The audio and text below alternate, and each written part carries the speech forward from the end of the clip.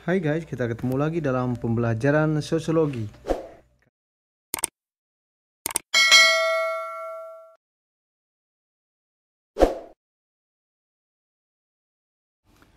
Kali ini kita akan belajar tentang partikularisme dan eksklusivisme.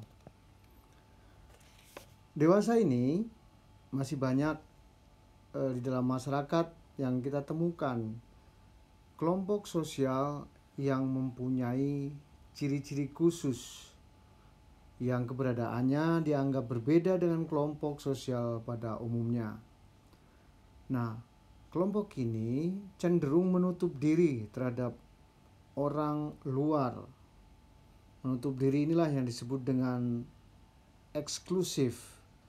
Nah, mereka menganggap kelompoknya sebagai kelompok yang merasa lebih baik atau lebih unggul, atau disebut partikularisme terhadap kelompok masyarakat yang lain.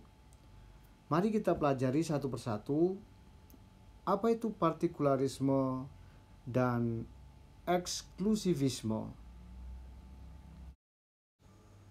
Mungkin di antara kalian sering bertanya, apa sih partikularisme? Nah, kita akan membahasnya di sini. Partikularisme adalah sistem yang mengutamakan kepentingan pribadi di atas kepentingan umum, atau aliran politik, ekonomi, kebudayaan yang mementingkan daerah atau kelompoknya. Dalam masyarakat, partikularisme ini sering terjadi pada mereka yang hanya dapat memikirkan dirinya sendiri saja tanpa mempedulikan sekitarnya. Partikularisme kelompok dapat menyebabkan munculnya sikap egois dan cenderung tertutup dengan kebudayaan yang lain. Selain itu juga dapat menimbulkan sikap primordialisme dan etnosentrisme. Partikularisme memiliki kemungkinan menjadi sumber konflik karena cenderung mementingkan pribadi atau kelompok sendiri daripada kepentingan umum atau publik. Partikularisme juga dapat menghambat integrasi sosial dan nasionalisme. Selanjutnya kita akan melihat beberapa ciri dari partikularisme. Yang pertama, tidak mau melakukan perkawinan campuran dengan suku bangsa lain. Kedua, merasa adat istiadat mereka yang terbaik. Kemudian yang ketiga, merasa paling baik, unggul, dan benar.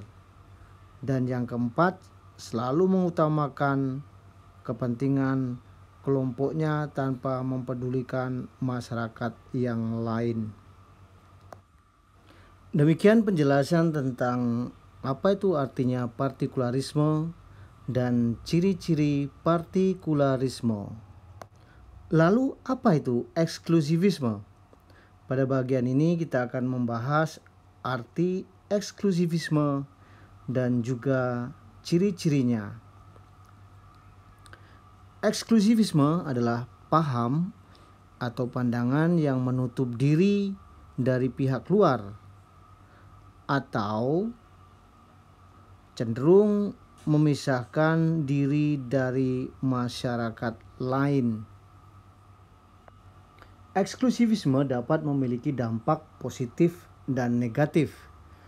Dampak positif eksklusivisme yaitu masyarakat dapat tetap mempertahankan kebudayaan kelompoknya karena menganggap kelompoknya yang paling baik dan wajib dipertahankan, mampu membedakan dirinya dengan orang lain, serta tidak mudah terbawa oleh kelompok lain.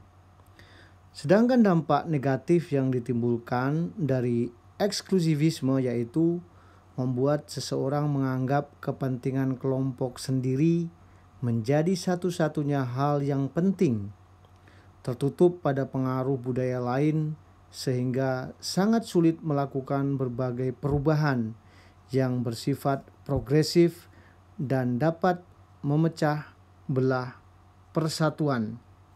Itu dampak negatif dari eksklusivisme. Nah, sekarang kita lihat ciri-ciri eksklusivisme. Ciri-ciri yang pertama, menutup diri dari pengaruh luar. Kemudian yang kedua, memisahkan diri dari masyarakat umum. Ketiga, menganggap kelompoknya sendiri yang paling benar. Dan yang keempat, mempertahankan kemurnian adat istiadat, tradisi, dan budaya.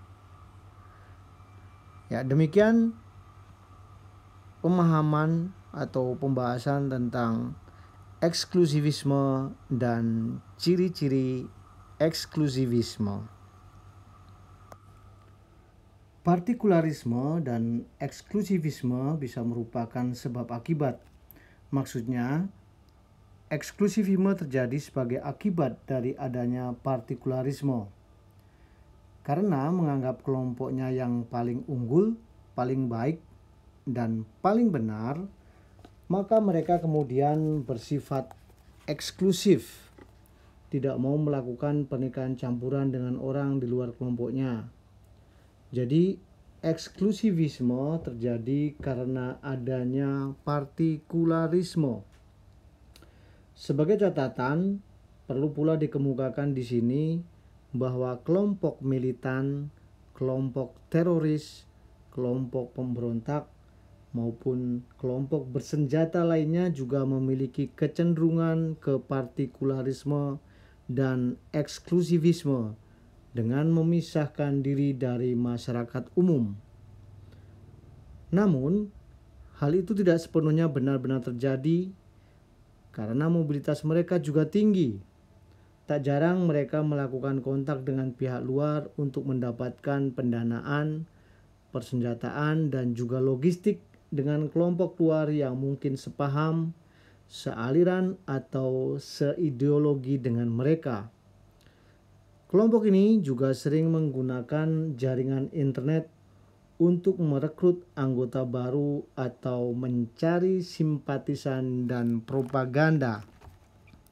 Nah, anak-anak, demikianlah sekilas penjelasan tentang partikularisme dan eksklusivisme. Semoga bermanfaat.